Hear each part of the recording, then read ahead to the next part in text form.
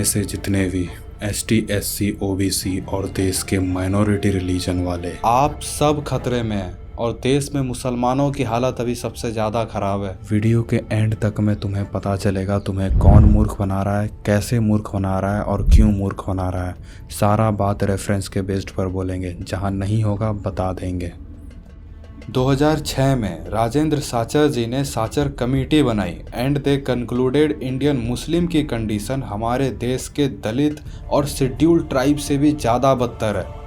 Muslims dominated areas में government services ना के बराबर है। स्कूल्स, बैंकिंग सर्विसेज एवरेज से भी कम है। गवर्नमेंट के द्वारा प्रोवाइडेड इंफ्रास्ट्रक्चर जैसे साफ सफाई, घरों में रोशनी के लिए बिजली, पीने के लिए अच्छा पानी, बढ़िया रोड की कमी ऑलमोस्ट सारे मुस्लिम एरियाज में है। इसलिए आज भी आप ज़्यादातर मुस्लिम बच्चों को या तो स्टेशन पर जूता पॉलिश करते हुए या पंचर की दुकान पर या किसी low paying self employed jobs करते ही देखोगे। अगर कांग्रेस आपको सच में फेवर करती है तो आपकी हालत वैसी ही क्यों रह गई? तुम उनके लिए बस एक प्रेशर कुकर जिसे आंच से कभी नहीं उतारा गया। They want you to suffer ताकि ते बस उनके इशारे पर सीटी बजाता रहे। कोई अपने सबसे बड़े मुद्दे को खोना नहीं चाहता। 2012 से 13 में कांग्रेस ने मौलाना आजाद फाउंडेशन के लिए पूरे 100 करोड़ एलोकेट किए। पता है रिलीज कितना हुआ? 1 लाख। उसी साल माइनॉरिटीज की स्किल डेवलपमेंट के लिए 18 करोड़ एलोकेट हुए। पता है रिलीज कितना हुआ? 4 लाख। मदरसा को मॉडर्नाइज करने की बात पर वोट्स उठाए गए और हुआ ये कि 5% से भी कम बच्चे स्कूल की जगह मदरसा जाना चाहते हैं। वे आपको रोटी दिखाकर बुलाते तो हैं।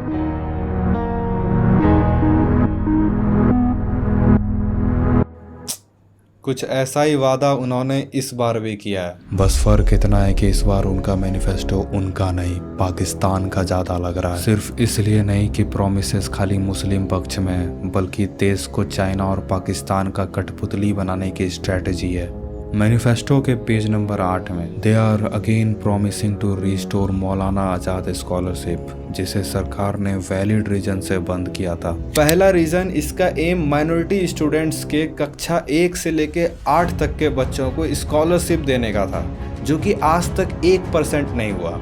और दूसरा कि ये सोशल जस्टिस की अवहेलना थी। अगर आप हिंदू मुस्लिम भाई भाई बोलते हो तो आप दोनों बच्चों को अलग अलग ट्रीटमेंट कैसे दे सकते हो? इसी पेज के पॉइंट नंबर 7, माइनॉरिटीज को उनके मर्जी के अनुसार ड्रेस, फूड, लैंग्वेज और पर्सनल लॉ दिए जाएंगे। इसमें 2 बड़ा बात है। पहला, पर्सनल लॉ मतलब सरिया लॉ वापस दे दिया जाएगा। सरिया लॉ मुसलमानों की मजहबी कानून है जिसके अनुसार चोरी करने पर हाथ काट दी जाती है। कोई अगर मुस्लिम आइडियोलॉजी से खुश नहीं है तो डेथ। आज कोई भी पढ़े लिखे मुसलमान इसकी मांग कभी नहीं करेंगे। पता नहीं ये किसकी इच्छा पूरी कर रहे हैं। दूसरा, फूड, माइनॉरिटीज को जो मन में आए वो खा सकता है।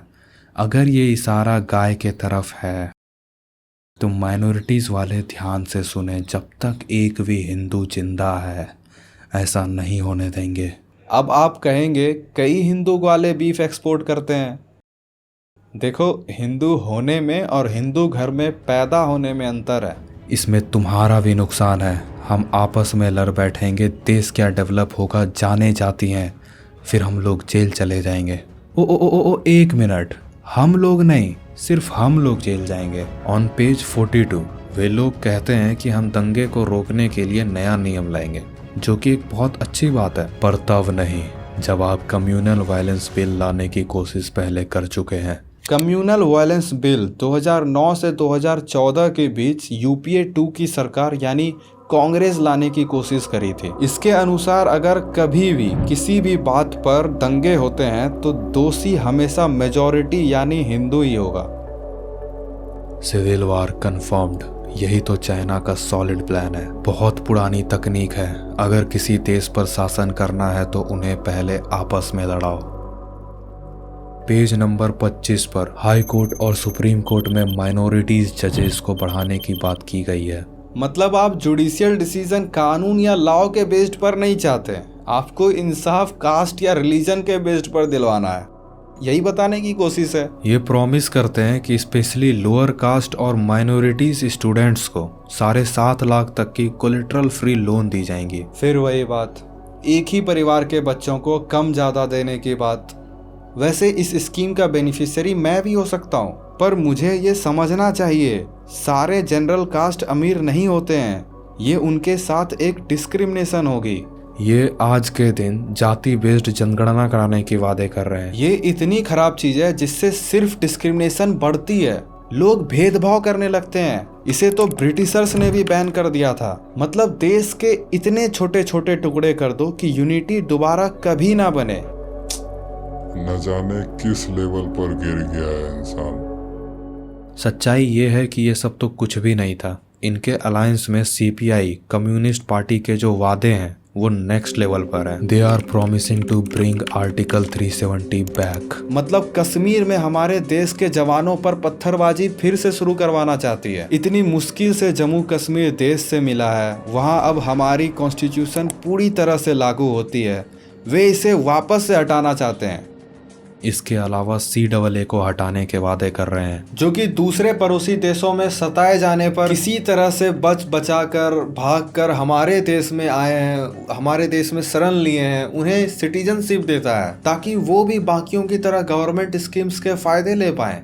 ये नई एजुकेशन पॉलिसी को हटाने की वादे कर रहे हैं, जिसकी वजह से आज मुगलों के बारे में उतना ही बताया जा रहा है जितना सच है। ये NSA और UPA को हटाने की बात कर रहे हैं, जिससे उमर खालिद जैसे लोग कभी जेल ना जा सके।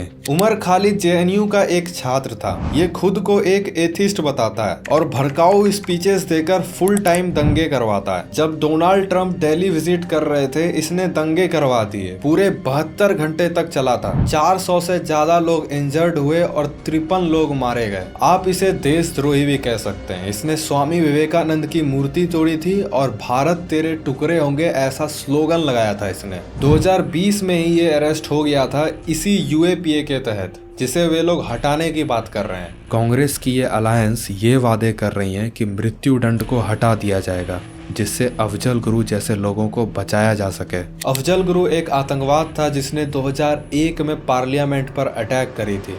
हमारे 9 जवान शहीद हुए थे। 2004 में इसे फांसी ही दी गई थी। इसी के साथ इनके मैनिफेस्टो के पेज नंबर 25 पर यह वादा किया गया है कि इंडिया के पास जितने भी न्यूक्लियर वेपन्स और प्लास्टिक मिसाइल्स हैं उन्हें नष्ट कर दिया जाएगा।